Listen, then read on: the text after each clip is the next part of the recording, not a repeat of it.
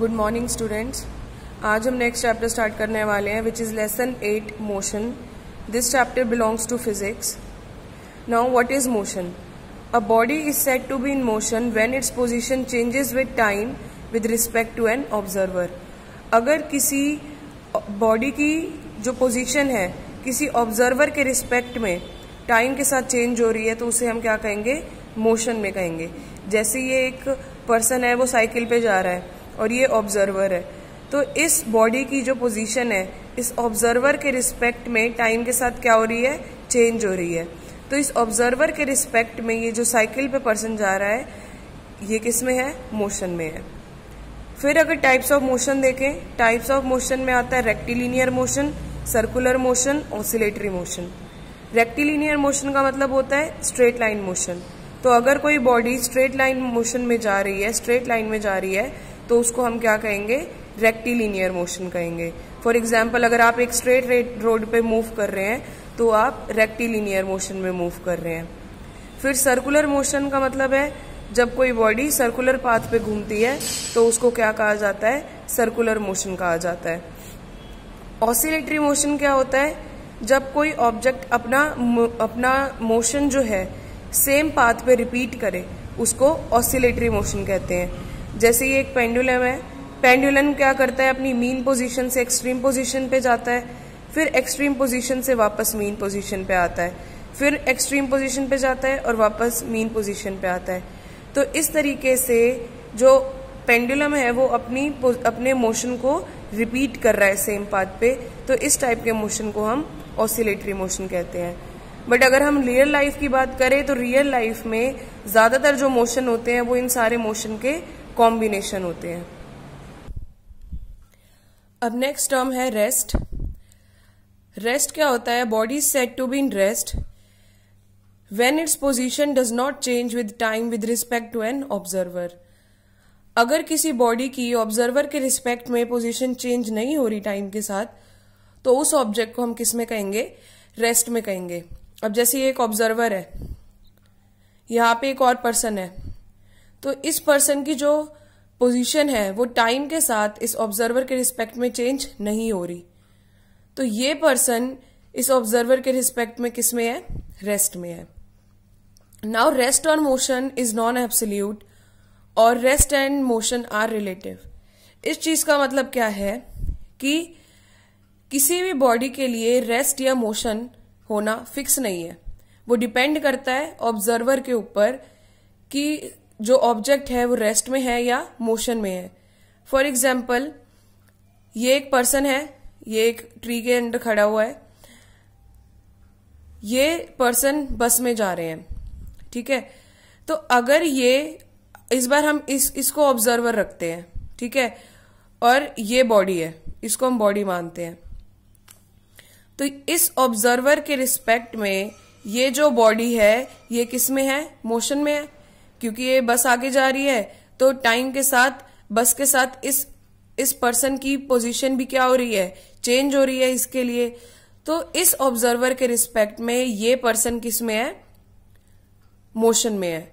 लेकिन वही अगर इस पर्सन को हम ऑब्जर्वर माने इस बार, तो इस पर्सन के रिस्पेक्ट में ये पर्सन रेस्ट में है। जैसे अगर आप बस में जाते हो तो आपके साथ में जो भी बैठा होता है आपको वो रेस्ट में ही दिखाई देता है। ऐसा तो लगता नहीं है आपको कि भाई वो आगे चल रहा है, वो मोशन में जा रहा है। तो जो आपके साथ बैठा हुआ है आपको रेस्ट में ही दिखाई देता है। तो इस पर्सन के रिस्पेक्ट में ये वाला पर्सन जो है ये रेस्ट में है। तो डिपेंड करता है ऑब्जर्वर के ऊपर कि जो बॉडी है वो रेस्ट पे है या मोशन में है। तो हमने जैसे इसमें देखा कि इस ऑब्जर्वर के रिस्पेक्ट में ये मोशन में है, बट इस ऑब्जर्वर के रिस्पेक्ट में ये ही सेम बॉडी मोशन रेस्ट पे है। Next is the origin. Now origin, to describe the position of an object we need to specify a reference point called origin.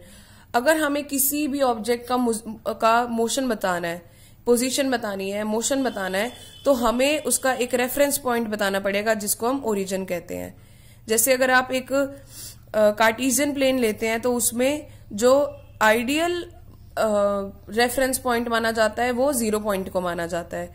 तो फॉर एग्जाम्पल अगर आप किसी को अपने स्कूल का रास्ता बता रहे हैं तो आपको एक रेफरेंस पॉइंट के रिस्पेक्ट में बताना पड़ेगा कि फॉर एग्जाम्पल आप कह रहे हैं कि भाई ये आपके होम से, आपके घर से आपके स्कूल का जो रास्ता है वो मान लो 10 किलोमीटर है। तो यहां पे आपका घर जो है वो रेफरेंस पॉइंट होगा कि आपके घर के रिस्पेक्ट में जो आपका स्कूल है वो कितनी दूरी पे है, 10 किलोमीटर की दूरी पे है। तो यहाँ पे आपने रेफरेंस किसका दिया, किसके रिस्पेक्ट में आपने बताया कि आपका स्कूल यहाँ पे है, आपका घर। तो आपका घर क्या हो गया, ओरिजिन, या फिर आप इसको क्या कह सकते हो, रेफरेंस पॉइंट कह सकते हो इस पूरे ट्रिप के लिए। Then scalar quantities and vector quantities, दो टाइप की क्वांटिटीज होती हैं। जितनी भी फिजिकल क्वांटिटीज होती हैं उनको हम दो कैटेगरी में डिवाइड कर सकते हैं, scalar quantity and vector quantity. Scalar quantity क्या होती है, जिनका खाली मैग्नीट्यूड होता है। नाउ मैग्नीट्यूड का मतलब क्या होता है, मैग्नीट्यूड का मतलब होता है न्यूमेरिकल वैल्यू। जैसे डिस्टेंस है, डिस्टेंस को आप मेजर करते हो कि भाई ये 10 किलोमीटर का डिस्टेंस है, 20 किलोमीटर का डिस्टेंस है, 30 किलोमीटर का डिस्टेंस है। इसमें आपको कोई ये फर्क नहीं पड़ता कि भाई कौन से डायरेक्शन में जा रहा है, आपको बस इतना पता है कि भाई एक जगह से लेके, फॉर एग्जाम्पल इस पॉइंट से लेके इस पॉइंट तक का जो डिस्टेंस है वो 100 किलोमीटर है फॉर एग्जाम्पल। तो बस आपको इस चीज से मतलब है कि भाई इन दोनों के बीच में जो लेंथ है डिस्टेंस की वो 100 किलोमीटर है। आपको ये नहीं, इससे फर्क नहीं पड़ रहा कि कौन सी डायरेक्शन में है। तो मैग्नीट्यूड का मतलब क्या होता है, numerical value. So scalar quantities की क्या होती है, खाली मैग्नीट्यूड होती है। जैसे डिस्टेंस हो गया, मास हो गया, टाइम हो गया, वर्क हो गया, जिसमें हमारा मेन फोकस क्या है, ओनली मैग्नीट्यूड, जिनकी डायरेक्शन से कोई फर्क नहीं पड़ता। मास की कोई डायरेक्शन नहीं होती, टाइम की कोई डायरेक्शन नहीं होती, वर्क जो है वो भी एक स्केलर क्वांटिटी है, उसकी भी हमें मैग्नीट्यूड से फर्क पड़ता है, उसकी भी कोई डायरेक्शन नहीं होती। जबकि एक वेक्टर क्वांटिटी क्या होती है, जिसमें magnitude as well as direction होती है। तो मीन्स जो भी एक वेक्टर क्वांटिटी होगी, चाहे उसके मैग्नीट्यूड में चेंज आ जाए या उसकी डायरेक्शन में चेंज आ जाए, तो उस फिजिकल क्वांटिटी में क्या आ जाएगा, चेंज आ जाएगा।